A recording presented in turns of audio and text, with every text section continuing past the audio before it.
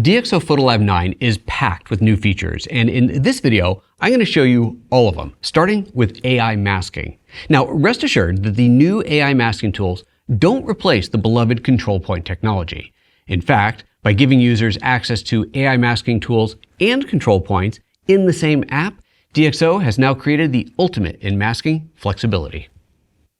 I'll start by selecting different portions of this image using the 3 different primary AI selection tools that we have. I'll go to Local Adjustments, grab the new AI tool, and then start by using this one here, the Object Selector. With that selected, as I roll my mouse over the image, you can see that the selectable parts of the image are highlighted for me. So let's say I want all these buildings in the back. I'll go ahead and click on one, and then click on another, and each time I click, it's adding it to the selection. If something gets selected that I don't want, let's say a portion of this sign got selected here, let's have a closer look at that. I can exclude it from the selection by choosing the negative tool and then clicking on that area. And that'll be sure to knock that out of the selection. I'll go ahead and name this one to Rear Buildings and then create a new mask. Let's zoom back out and grab the next selection tool, the Area Selection. With this tool, I can simply click and drag over the object that I want to select. For example, that building in the front. And if it gets some part of the image that I don't want, let's say these clouds look like they're ever so slightly selected up there, I'll go ahead and grab the negative selection tool again and just click on the sky to make sure I exclude that. And I'll name this mask Building. Finally, I'll do one more for the sky. And the third way that we have to select an object in here is to use this drop down and select from common subjects. For example, sky. By selecting sky, it'll detect the sky and build a mask for it. So now I have my 3 different selected areas, my sky, the main building, and the rear buildings. So let's say I wanted to enhance the sky a little bit. I'll go ahead and take the clear view and crank that up just a touch. And then maybe let's take those rear buildings and de-emphasize those by dropping their exposure a little bit. And then the front building, I'll highlight that one while bringing up the highlights and maybe increasing the contrast a bit. Great. And here's the before and after. Now let's switch to another image. You may have noticed under that drop-down that one of the selections that we had was animals. I'm going to go ahead and select that, and just like that, it selects the penguin. Let's go ahead and add a little bit of contrast into that guy, make him stand out a little bit better. Now you may have noticed it didn't just say animal, it said animals, plural. So I'll go to this photo with 2 penguins in it, select animals, and look at that, it selected both of them. Even though they're overlapping, it still selected them both.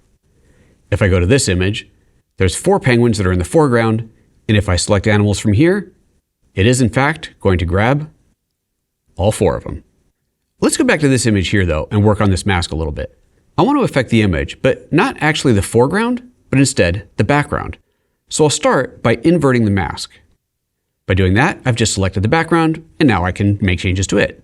I want to make it a bit darker, but if I just take the exposure down on the background, everything other than the penguins is going to get darker, and it's just not going to look natural. So what I really need to do is have the mask affect just the background, fading up so that it doesn't affect the foreground. So to fix that, I'm going to combine this AI mask with one of the many existing masking tools. Now I could use a control point or control line, a brush, or even a luminance mask, but actually what will work best for this is a pretty simple linear gradient. First, I'm going to switch the color overlay to black and white, just to make it a little bit easier to see what's going on. With the existing mask still selected, I'll grab the graduated filter and drag a line across the back of it, like so. Now, obviously this isn't quite right because we've just masked into the penguins, which is exactly what we don't want to do. However, by clicking this button here to invert the mask shape, I now have created a mask that fades off into the background. But look at this. These are still 2 separate masks. I can control them individually. There's that one, and there's that one. But the end result is that they're combined together, like this. Now, if I take my exposure and drag that down a little bit, we'll see that I'm darkening the background, not the foreground, but it's gradually fading in. Awesome. One of the most time-consuming parts of photo editing is repetition. There's the fun part, creating the custom look for an image. Then there's the boring part, repeating that for hundreds of other images from the same project. So let's see how PhotoLab 9 can help with that. Here you can see I have 3 photos of this model, 1, 2, and 3. And this one here has already been altered while the others have not. Now I want to copy and paste this look over to the other photos, but first I want to do a little AI masking. I want to enhance her face a little bit. So to do that, I'll go to my Local Adjustments AI tool and simply choose Faces. And that selected her face beautifully. I'll go ahead and rename that mask as Face. Now, you might think that I'm going to soften her face by adding a little negative contrast, but in fact, I'm going to be doing the opposite. I'll add a little contrast and micro contrast to help enhance her freckles. Watch this. I'm going to take the contrast and bring that up a bit and combine that with micro contrast, and those two together are going to do a great job of making those freckles stand out. Next, this water glass is an important part of the photo, so I need to enhance that, make it stand out a little bit more. I'll add another new mask, and let's just name that Glass, and then I'll use the Object Selection tool and click on the glass. Now I'll take the saturation and pump it way up. Great. So now I've got this overall look combined with the specific face mask and the glass mask. To copy and paste these over to the other images, I'll simply right-click and choose Copy Correction Settings, then select these other two photos and choose Paste. But which paste should I use? There's Paste All Correction Settings, there's Paste Selected, which will pop up a dialog allowing me to deselect certain adjustments, or I can choose to paste only the local or only the global adjustment. I'm going to paste everything. Paste all correction settings, and now, as we look at these images, we see that the overall look has been applied, and if we check out the masks, we'll see that the face mask and the glass mask are both accurate there, and we go to the next photo, and once again the face and the glass are both accurate. Now, just as we saw in the building, if there's a little bit of spill on the mask, like there is ever so slightly on her thumb, then with that mask selected, I'll go to the Object Negative Selection tool, click on her thumb to protect her thumb from the mask, and there we go. Now all three photos are ready to go. AI masking is a remarkable addition to PhotoLab 9, and the ability to combine it with the existing control points and other masking tools makes it phenomenal to use. Next, I have a variety of things to show you, and I'm going to start with selective denoising. We'll start with this pretty little bird photo by Petr Bambušek. As you can see, it's quite grainy, and if we look at the metadata, you'll see it was shot at an ISO of 25,000. That's high. If we look at it one-to-one, we'll see just how grainy it really is. That's pretty bad. But we can fix that with Deep Prime XD and XD2S. I'll simply select it, give it a moment, and yeah, that's pretty amazing. But maybe we can do better. Take a look at the bird's feathers. There's some really fine detail in here, and while it looks remarkable compared to what we started with, I think we can do better. To do that, I'll go to the Selective Tools, enable the local adjustments in the AI selector, and I'll start by selecting just the bird. From the drop-down, once again, I'll choose Animals, and there's our bird mask. If I scroll down to the bottom, you'll see that I have specific Deep Prime XD and XD2S options in here. I'll bring the loop back up so we can see exactly what we're doing. And then in here, I'm going to adjust this just a little bit. I'll try forcing some details back into it, and maybe adding a little bit of sharpening. Now, if we look at those feathers, there's even more detail present. I'll just turn that new local adjustment off real quick so you can see the before and after. There's the before, and there's the after. It's a subtle difference, but sometimes that subtlety makes all the difference.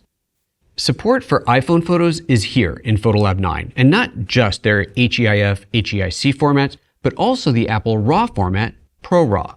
There's also a new batch renaming tool that I want to show you that is particularly useful on iPhone photos that come off the camera with names like IMG1234, and a new stacking feature. First of all, you can see this row of photos across the bottom are HEIC images. These are all straight from the iPhone, and you can see what model up here, the iPhone 14 Pro. So right off, we can see that we now have support for those. The file names, of course, are pretty generic, so let's just select all of those, right-click on them, and choose Rename Selected Images. The new batch renaming tool is quite powerful. First of all, let's look at the presets. I can choose a preset like file name with a sequence number added to it, or let's say the date followed by the file name, or there's a few others in here, or I can create my own. Let's just call this waterfall, and then I'll add in some date information. I'll go to shot date and add in the year and the month and the day. And then how about a space after that, followed by the hour and the minutes and the seconds. And then I'll do another space. Let's go to the EXIF data and add in the camera model. And then another space And just for good measure, we'll put in a 3-digit counter. Now, when I click Rename 6 Images, we can see the files were all renamed. And if we look at one of these in the Finder, we'll see that they are, of course, all renamed as requested. Now, the last thing I want to do with these 6 photos, since they all kind of belong together, is put them in a stack. By right-clicking on one of them and choosing Stacking, Create Stack, it'll create a stack with all of those photos. And now I can collapse and open the stack just by clicking on the number. And if I select other photos and right-click again, I have other options like adding them to the stack, rearranging the stack, and so on. Next, let's take a look at this photo. This is really washed out, but it could be great. As you can see here, it is a .dng file telling me it's RAW, and the metadata tells me that it is from the iPhone 14 Pro. So this is a ProRAW file. If we look at the histogram, you can see that it's completely clipped off, and if I enable the highlights, we'll see that we are definitely blown out. But being a RAW file, I can take my exposure slider, drag that down, and see that there is, in fact, a lot of data in there. But we need to do a little bit more than just change the exposure on this. So I'll start by going to my presets and choosing a DxO style natural preset, and that's done a pretty good job, but we need to do more to the sky. So I can go to my AI tools and select, for example, just the sky, and then start working on that. Now, you've already seen most of these tools in effect, so I'm just going to quickly jump over to a finished version of this photo so you can see what this can look like with a little bit of work. There's the photo, and we can see the before and the after, so you can see the clear advantages of working with ProRAW. And those are some of the most significant new and enhanced features in DxO PhotoLab 9.